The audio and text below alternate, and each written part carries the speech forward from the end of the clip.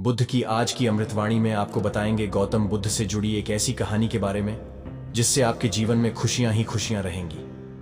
क्योंकि बुद्ध का मानना है कि यह पूरी तरह से आप पर ही निर्भर करता है कि आप खुशी या गम क्या लेना पसंद करते हैं। एक बार बुद्ध एक गांव से गुजर रहे थे, लेकिन उस गांव में लोगों के बीच गौतम बुद्ध को लेकर गलत धारणा थी, जिस कारण वो बुद्ध को अपना दुश्मन मानते थे।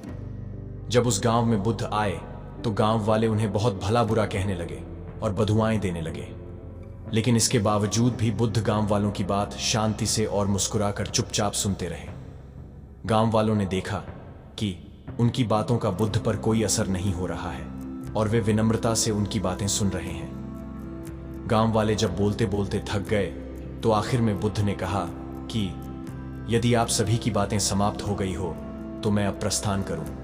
बुद्ध की बात सुनकर गांव वाले हैरान रहे, लेकिन उस भीड़ में एक व्यक्ति ने बुद्ध से कहा कि हमने तुम्हारी कोई प्रसन्नता नहीं की है, हम तुम्हें बधुआएं दे रहे हैं, क्या तुम्हें इससे कोई फर्क नहीं पड़ रहा?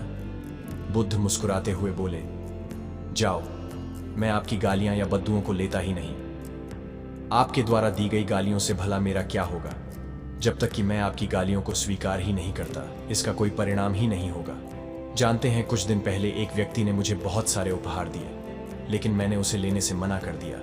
जब मैं लूंगा ही नहीं तो कोई मुझे कैसे दे पाएगा?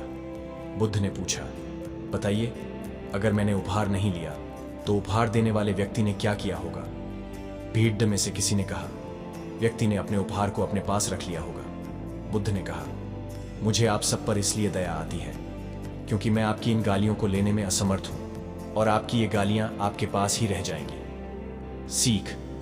भगवान गौतम बुद्ध के जीवन से जुड़ी इस कहानी से यह सीख मिलती है कि हम अक्सर अपने दुखों का कारण दूसरों को समझते हैं, लेकिन असल में यह हम पर ही निर्भर करता है कि हम वास्तव में क्या लेना चाहते हैं, खुशी या गम, उदासी या मुस्कान। यकीन मानिए, ये छोटी सी कहानी जीवन में एक बड़ा बदलाव ला सकती है। नमो बुद्धाय। ये कहानी आपको पसंद आई हो तो लाइक कीजिए और चैनल को सब्सक्राइब कीजिए।